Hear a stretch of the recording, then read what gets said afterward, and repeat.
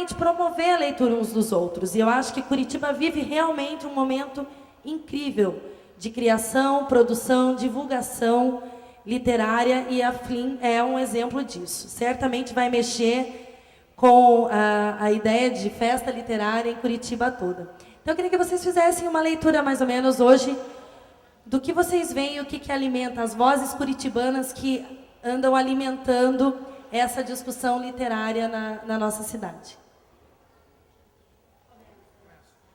Para falar dos autores, do que...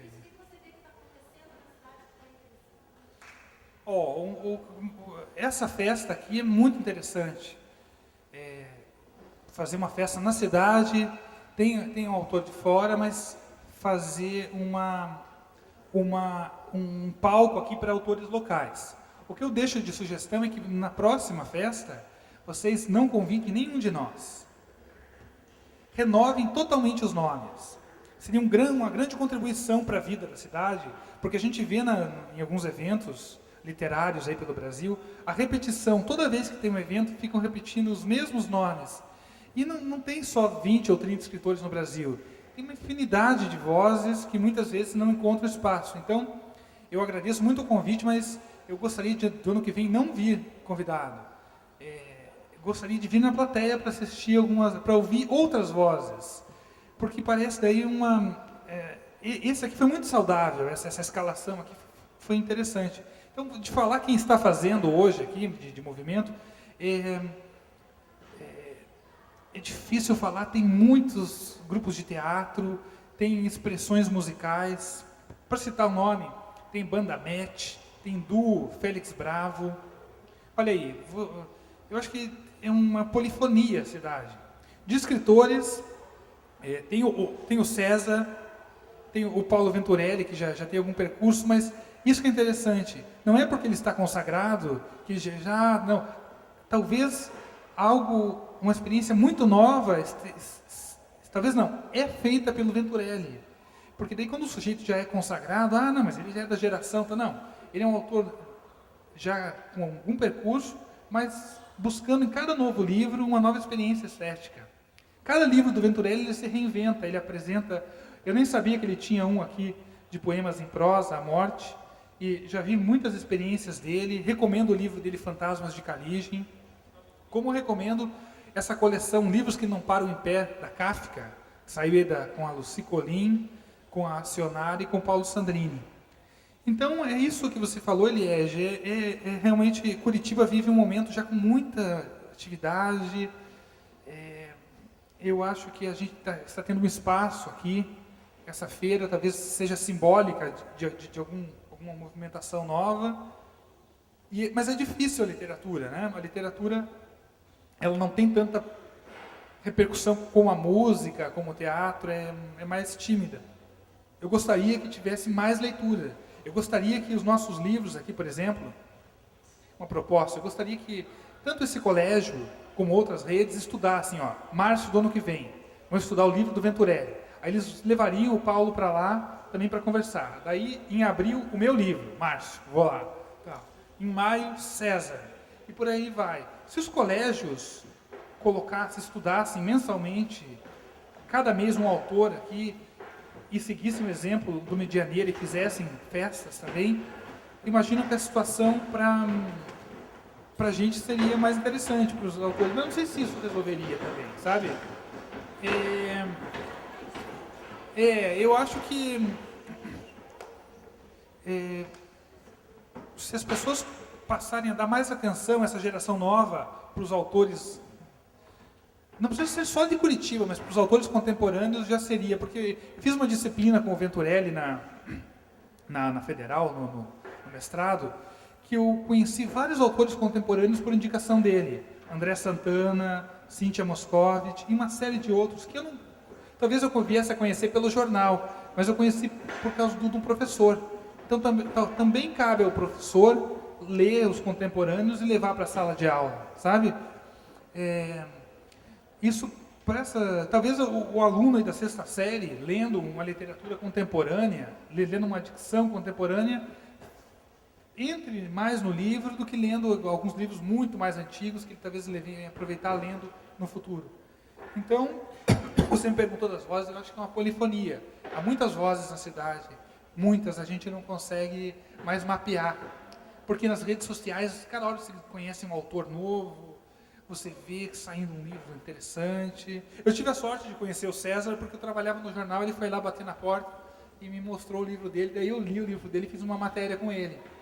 Mas eu não sei daí se eu conheceria naquele contexto o livro dele. Talvez eu conhecesse porque lesse, eu visse no canal de TV, mas seus professores aqui trabalham em literatura já é um grande, literatura contemporânea já é um grande avanço para trazer essa nossa movimentação de Curitiba para os alunos. Eu estou em Curitiba desde 74, quando eu vim fazer meu curso de letras, época da ditadura militar, época de censura, e eu me desgostei de tudo, da universidade, da cidade. Aí eu queria ir embora para São Paulo, para o Rio, mas eu tinha uma professora de São Paulo que dava aula para nós aqui, e ela me aconselhou, não é problema geográfico, você vai encontrar a mesma mediocridade em qualquer outro lugar, porque o Brasil é um país medíocre, dado que está sufocado por essa ditadura brutal. E eu acabei ficando. Durante muito tempo, Curitiba foi uma cidade provinciana, uma cidade de babacas, uma cidade de estúpidos, uma cidade de consumidores, uma cidade que se dizia que tudo tinha que ser provado primeiro aqui, se aqui dava certo, dá certo no Brasil. Isso é a típica estupidez de mercado. Porque o curitibano era tão xoxo, o curitibano era tão água morna, que qualquer coisinha que vinha aqui agradava, porque vinha de fora. Então essa imagem que se criou, que o curitibano era rigoroso e fazendo sucesso aqui, fazia sucesso fora, é uma imagem absolutamente falsa. Agora, de uns 10 anos para cá, mais ou menos, Curitiba vem se transformando numa cidade ideal, em todas as áreas. Há muita gente fazendo cinema, há muita gente fazendo música, há muita gente fazendo HQ, há muita gente fazendo o rock do mais pesado ao mais baladístico, há muita gente fazendo literatura, há muita gente fazendo teatro, inúmeros espaços teatrais se abriram, quando até pouco tempo atrás era só o Guaíra e o Paiol praticamente. Hoje em dia nós temos inúmeros espaços, grupos de teatro fazendo as experiências as mais diversas, espaços para música, não é? Então, tudo isso tem trazido uma efervescência cultural muito interessante na cidade, que está transformando a cidade naquilo que ela realmente deve ser e merece ser. Com todos os defeitos que a Gazeta do Povo pode ter, mas aos domingos o Caderno G traz pelo menos 2 páginas de resenhas de livro e mais uma página de indicação de livros, CDs, filmes. Isso é um termômetro muito interessante da cultura brasileira e local também, não é? Então, nós estamos tendo, além da produção, meios de veiculação da cultura na cidade. Os museus que foram abertos, não é? Então, tudo isso está trazendo um caldo bastante espesso para a cultura nas suas diversas manifestações. A cultura de periferia está chegando ao centro, né? O funk, o hip hop, o rap e essas maravilhas todas que são o contradiscurso ao discurso oficial, tudo isso está enriquecendo muito a cidade. Há poucos meses atrás, eu estava passando na 15 e uma turma de cantores de rap estava se apresentando e eles tinham uns dançarinos, e esses dançarinos faziam as suas performances na rua de uma forma simplesmente maravilhosa, grandiosa, uma coisa, o corpo deles parecia de plástico, parecia que eles não tinham ossos. Aí eu fiz a pergunta mais babaca do mundo. Eu cheguei para um deles e falei assim, cara, você deve estar muito chumbado de maconha para fazer tudo isso. Ele olhou para mim e falou o seguinte, se a minha cabeça estivesse chumbada de maconha, eu não tinha comando para o meu corpo e para fazer o que eu fiz.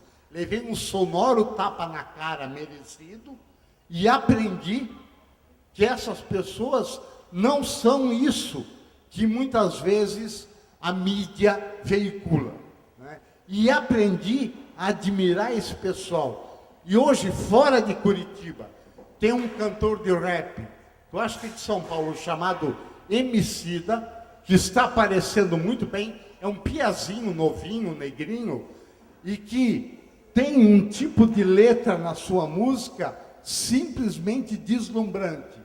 E eu já vi aqui em Curitiba adolescentes. Semana passada eu fui numa escola pública e conversar com alguns alunos sobre um dos meus livros que leram, e um deles era cantador de rap. E aí ele começou a fazer rap para mim sobre o próprio livro que ele tinha lido, meu livro, né? E eu fiquei deslumbrado, porque eles têm uma capacidade de improvisação estonteante. E tudo isso mostra facetas dessa cidade, a construção de alguma coisa que não é mais só promessa, que já é presente, né, em todas as áreas, e isso é absolutamente saudável. E a FLIM, aqui no Colégio Medianeira, é um sintoma disso, né?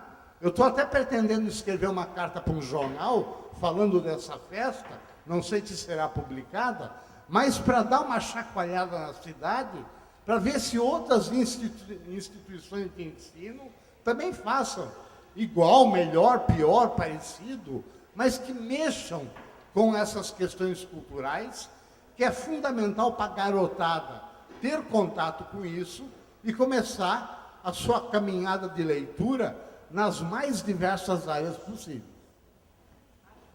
Ok, então eu agradeço, Jair.